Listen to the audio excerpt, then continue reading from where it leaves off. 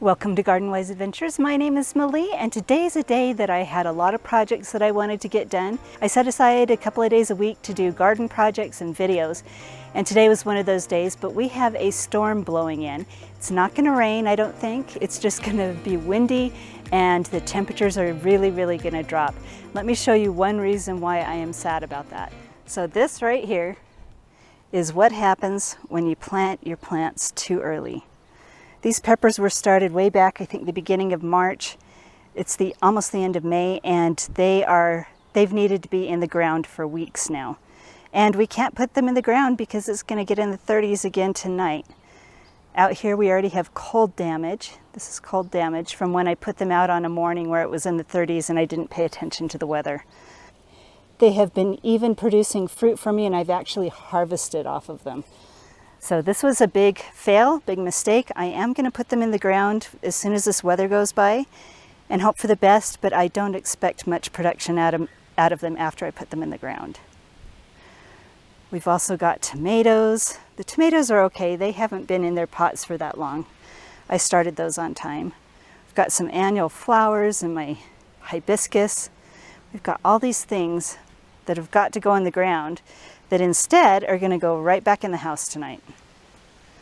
Well, actually, as you can see the wind in the trees up there, they're probably going to go back inside really shortly here, right after I do this video. Now, the purpose of this video is to show you how I put together the automatic irrigation for my new raised metal bed over here. Now, I'm an affiliate for Vijayga beds, and I love these beds. I recently just did another video about them, so I'll link that up at the top. Let's show you how I put the irrigation in this bed. Now, I have drip irrigation in all my beds, and what makes this one different is that it's attached to this hose bib right here. This hose bib is attached to my secondary water, which is just irrigation water. It's not attached to the culinary water in the house. And the rest of my beds have a dedicated zone on my drip irrigation system. This bed is too far away from all my other beds to put it on the same drip irrigation. This is working really nicely, and I'd like to show you how I put it together. The first thing I did was head to Home Depot to get some parts. Now, if your hose bib is attached to your house culinary water, you're going to need to get a backflow preventer. What you don't want is you don't want any of the irrigation water that is going into your garden bed to be sucked back up into your culinary water system. So you should have a backflow preventer. But since this is not attached to culinary water, I did not need a backflow preventer. So the first thing I got is this splitter. Now, this is my hose. So this goes out to my hose. I can turn it off or on. That is on. It leaks a little bit. I need a seal in here better. This is off. So this hose is on. So if I wanted to, I could turn the drip irrigation on in my garden bed. Now this I love. This is a beehive clock, and I have a beehive irrigation clock also. And on my phone, I have an app where I can automatically turn on or manually turn on all my irrigation zones. Now this attaches to that exact same app, and I just click on the hose timer, and I'm able to turn on my garden beds remotely. Now, the one thing about this is you do need to be closer to the clock. I can turn it on in my house, but I don't think I could turn it on if I went to another state, because you have to reconnect the timer to the app each time. Now, this is also important. This right here is a pressure regulator. This is very high pressure water, and I didn't want to blow out my hoses, so I got a pressure regulator that was appropriate for my system. And you can talk to any of your sprinkler supply places and get one of those. The next thing is a filter, and this cap right here unscrews, and you can take the filter out of this little housing and clean it out if you need to.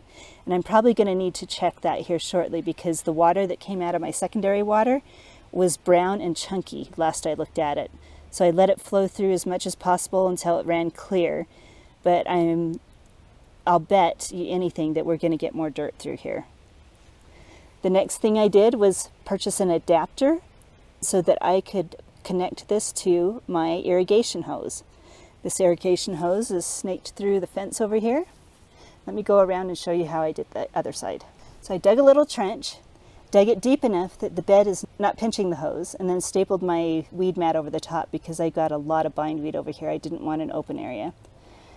And pulled the hose up from under the bed and made sure there were no kinks in it.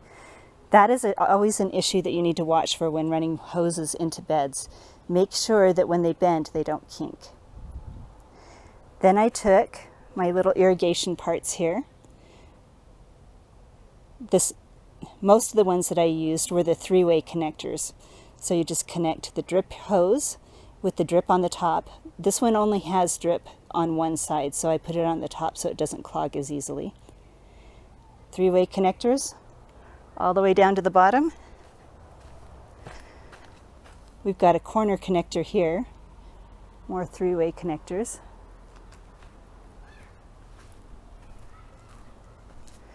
And another corner connector. Now this bed is not in use right now, so I have the irrigation clock right there on my app turned on to manual, so I can turn it on manually if I want. I can also set it on to automatic and set it on a timer. So even if my app is not connected, this will automatically run on the intervals that I set on the timer.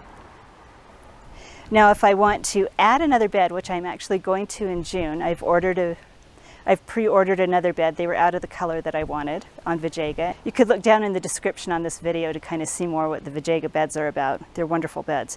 But I'm going to order another one. So what I'm going to do is I'm going to put a three-way connector right there, dig another trench, and trench another line, and add irrigation to that bed just like this one. And then it'll all be on the same timer.